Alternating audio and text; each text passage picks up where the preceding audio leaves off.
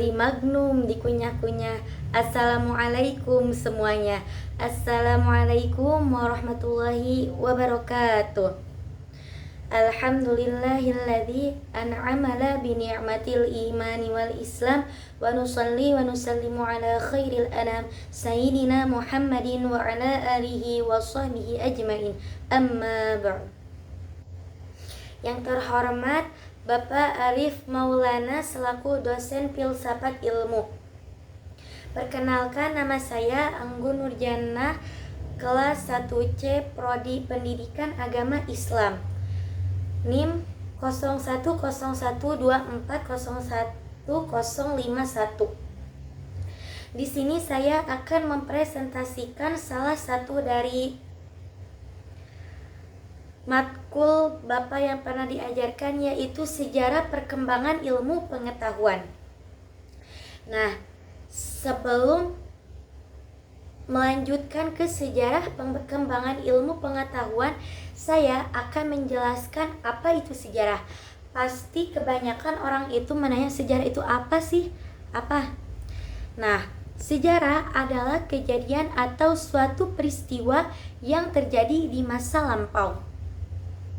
Sedangkan sejarah perkembangan ilmu pengetahuan adalah kajian tentang perkembangan ilmu pengetahuan ilmiah atau ilmu alam, termasuk ilmu sosial.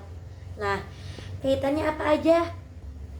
Dalam hal ini, ilmu sejarah berbicara mengenai masa lalu, sedangkan ilmu filsafat berbicara mengenai bagaimana berpikir secara rasional, analisis, dan kritis. Nah, sejarah perkembangan ilmu pengetahuan juga memiliki 6 fase. Yang pertama, zaman pra-Yunani.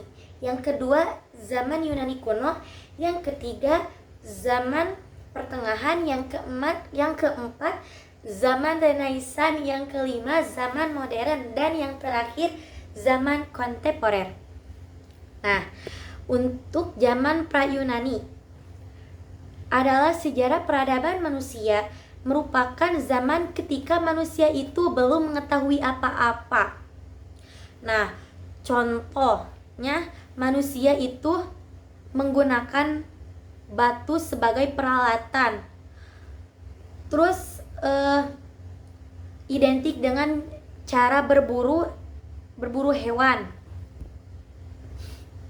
Terus zaman pra-Yunani ini berlangsung sekitar 1200 sebelum Masehi hingga sekitar 600 Masehi. Lumayan cukup lama. Nah, yang kedua adalah zaman Yunani kuno. Kelahiran pemikiran filsafat barat diawali pada abad ke-6 1000 Masehi, ditandai dengan runtuhnya mitos dan dongeng-dongeng yang selama ini menjadi pembenaran terhadap setiap gejala alam. Nah, manusia sejak zaman Yunani kuno sudah mulai meninggalkan mitos-mitos yang bersifat irasional menuju pada pemikiran irasional. Jadi, sejak zaman Yunani kuno, pemikiran manusia tentang mitos-mitos itu semakin berkurang. Jadi, pemikirannya menjadi rasional, bukan irasional lagi. Nah, pemikiran filsafat Yunani kuno mencapai puncaknya pada murid Plato yang bernama Aristoteles. Nah, nama Aristoteles itu sudah sangat tidak asing lagi bagi kalangan masyarakat, dikarenakan kepandaiannya begitu luar biasa. Menurut tiap kejadian mempunyai 4 sebab yang semuanya harus disebut bila manusia memahami segala sesuatu. Keempat itu penyebab menurut Aristoteles adalah yang pertama penyebab material, yang kedua penyebab formal, yang ketiga penyebab efisien, dan yang terakhir penyebab final. Aristoteles juga mengatakan bahwa ada 2 metode yang dapat digunakan untuk menarik kesimpulan demi memperoleh pengetahuan dan kebenaran baru. Nah, kedua metode itu disebut dengan metode induktif dan deduktif. Nah, untuk membedakan perbedaan zaman masa pra-Yunani kuno dan Yunani kuno itu sangat namanya hampir sama, tapi sangat jelas-jelas berbeda banget perbedaannya. Yang pertama, historiografi. Nah, periode Yunani kuno merupakan periode pertama yang memiliki historiografi yang layak. Jadi sejak pra-Yunani kuno berarti gak ada historiografi, dikarenakan menurut para ilmiah ya, yang pertama adanya historiografi itu sejak zaman Yunani kuno, bukan pra-Yunani. Nah, yang kedua pemikiran. Nah kan kalau zaman pra-Yunani itu berpikirannya masih irasional, masih percaya akan hal-hal mitos yang sakral lah, yang kayak begitu, yang kurang kurang gitu intinya. Nah, sedangkan kalau pemikiran di zaman Yunani kuno itu pemikirannya sudah jadi rasional perlahan-lahan. Nah, juga mengurangi pemikiran tentang hal-hal mistik seperti mitos-mitos yang kayak begitu, semacam dewa-dewi, santet yang kayak begitu. Nah, yang ketiga ilmu pengetahuan.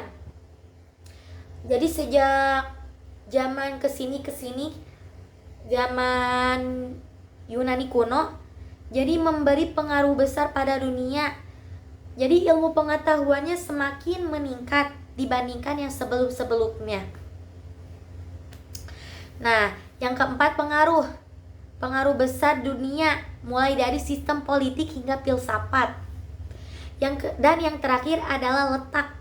Sudah sangat jelas pasti di dalam letak itu sangat berbeda. Mulai dari sekarang itu peradaban Yunani kuno berpusat sebagai Yunani dan di sepanjang pantai barat Turki. Jadi sudah melebar luas ke daerah Turki. Nah, lanjut zaman masa ketiga, yaitu masa zaman pertengahan. Abad pertengahan merupakan abad kebangkitan religi di Eropa. Pada masa ini, agama berkembang dan mempengaruhi di hampir seluruh kegiatan manusia, termasuk pemerintahan. Sebagai konsekuensinya, sains yang telah berkembang di masa zaman klasik dipinggirkan, dianggap lebih sebagai ilmu sihir yang mengalihkan perhatian manusia dari ketuhanan. Pada zaman ini, masa ini ilmu pengetahuan dan kesenian dimanfaatkan untuk kepentingan religi.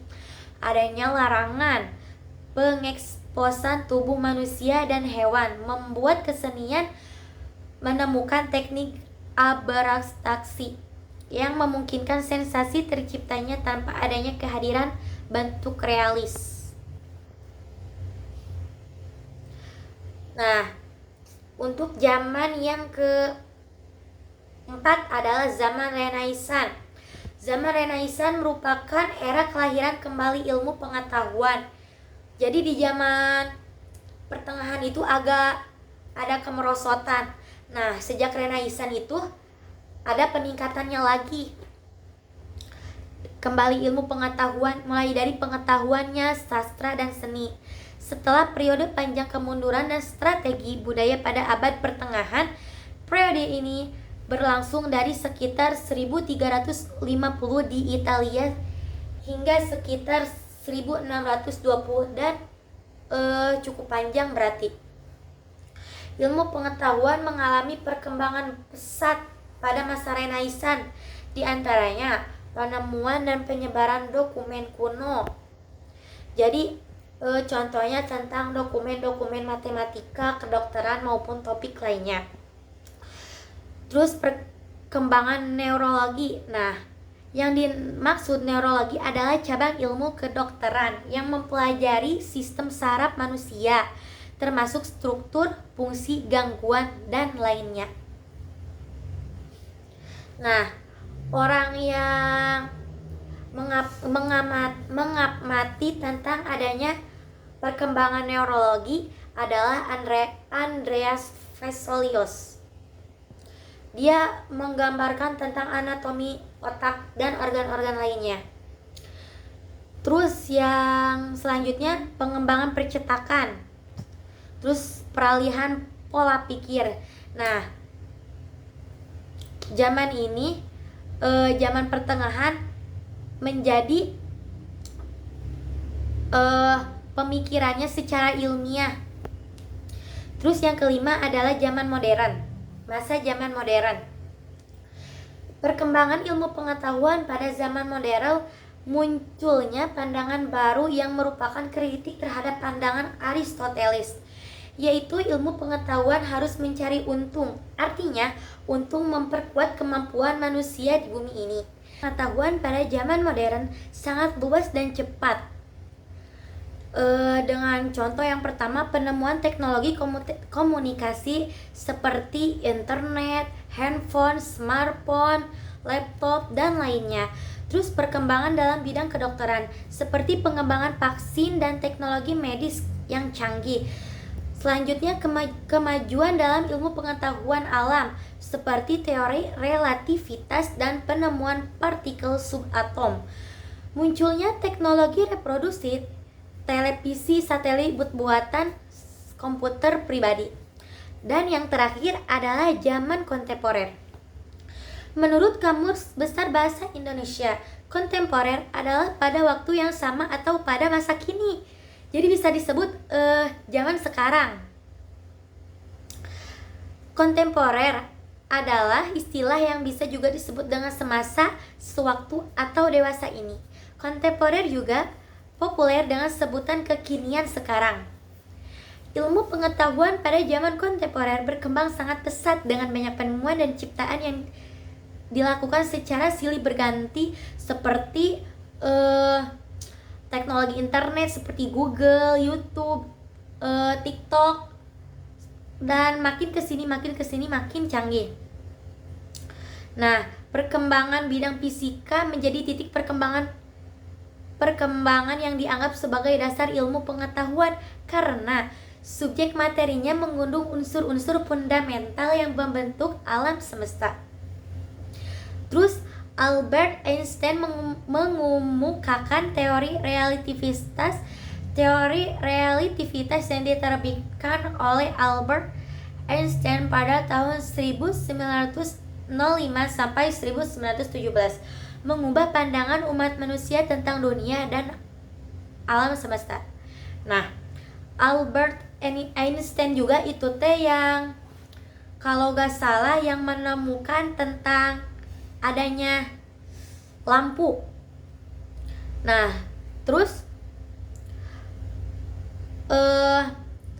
zaman kontemporer itu banyak penemuan yang mengubah dunia, yang diantaranya listrik, elektronik, robotika, TV, radio, teknologi nuklir, komputer, internet, atom, pesawat terbang, telepon, dan seluler, dan masih banyak lainnya. Mungkin cukup sekian presentasi dari saya, kurang lebihnya tolong dimaafkan. Burung irian, burung cendrawasih, cukup sekian dan terima kasih. Burung dara, burung betet, burung beo, burung perkutut, itulah nama burung. Wassalamualaikum warahmatullahi wabarakatuh.